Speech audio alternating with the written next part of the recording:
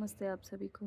मैं एक फ़ौजी बैकग्राउंड से हूँ और मेरी शादी भी फ़ौजी बैकग्राउंड में हुई है, लेकिन 6-7 साल मैंने सिविल में भी जॉब करी है, प्राइवेट सिविल लाइफ भी देखी है। और जब मैंने सिविल का एक्सपीरियंस लिया तो मुझे सच में समझ आया कि फ़ौज का एक्सपीरियंस कितना अलग है सिविल लाइफ से।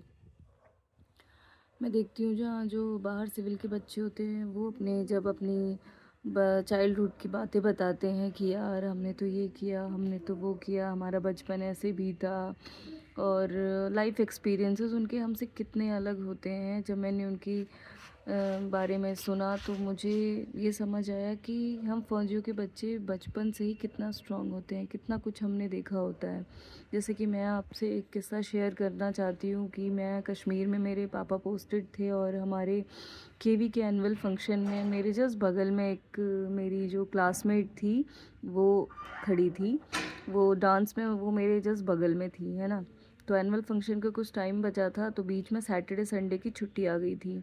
और सैटरडे संडे में उसने बोला था यार मेरे दादा दादी वैष्णो देवी घूमने आ रहे हैं तो मैं उनको घुमा लेती हूँ और मंडे को आके मैं एनुअल फंक्शन में अटेंड कर लूँगी, क्योंकि हमारा उसमें एक डांस था, कश्मीरी डांस। और वो एक सीआरपीएफ ऑफिसर की बेटी थी और वो एक आर्मी सीआरपीएफ वाली गाड़ी में ही वैष्णो देवी जा रहे थे। एंड यू वॉन्ट बिलीव, एक ब्लास्ट में उनका पूरा परिवार ही ख़त्म हो गया। जी। नेक्स्ट एनुअल फंक्शन था और हम वेट कर रहे थे कि पूजा आएगी और एनुअल फंक्शन में पार्टिसिपेट करेगी। जस्ट उस डांस में वो मेरे बगल में ही खड़े होने वाली थी। और उसी एनुअल फंक्शन की मॉर्निंग में हम 2 मिनट का साइलेंस उनके लिए रख रहे थे। उसके भाई का, उसका नाम अनाउंस हुआ और वी वर शॉक्ड।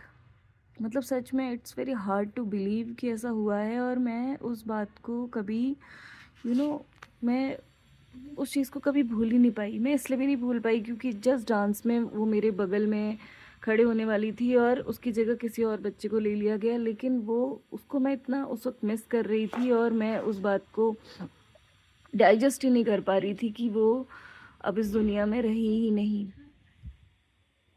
और ये बिलीव करना भी बहुत मुश्किल होता है कि जो 2 दिन पहले आपके साथ थी, 2 दिन के लिए कहीं गई थी और जस्ट 2 दिन बाद छुट्टी से लौट के आने वाली थी, और अब उसका पता चलता है कि वो अब कभी लौट के आएगी नहीं। तो इस तरीके के एक्सपीरियंसेस सिर्फ फौजी बच्चे ही कर सकते हैं। इस तरीके के एक्सपीरियंसेस सिविलियंस कभी भी एक्सपीरियंस अपनी लाइफ में नहीं कर सकते हैं। और इस तरीके से ना जाने मेरी तरह कितने सारे बच्चे होंगे जिनके लाइफ के एक्सपीरियंसेस इतने डरावने होंगे।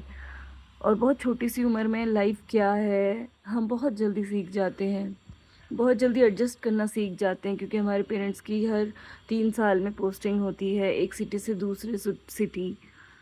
तो तब मैं 3rd या 4th क्लास में थी और मैंने लाइफ क्या है शायद और बच्चों से बहुत जल्दी जान ली थी कि लाइफ की सच्चाई क्या है, लाइफ कितनी अनप्रिडिक्टेबल है और कभी भी कुछ भी हो सकता है।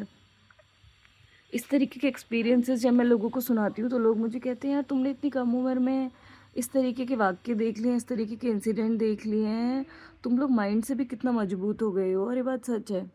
फौजियों के बच्चे बचपन में ही माइंड से इतना ज़्यादा स्ट्रांग हो जाते हैं कि फिर लाइफ में कितनी भी बड़ी प्रॉब्लम आ जाए उनको फेस करना उनके लिए शायद उतना मुश्किल होता ही नहीं है।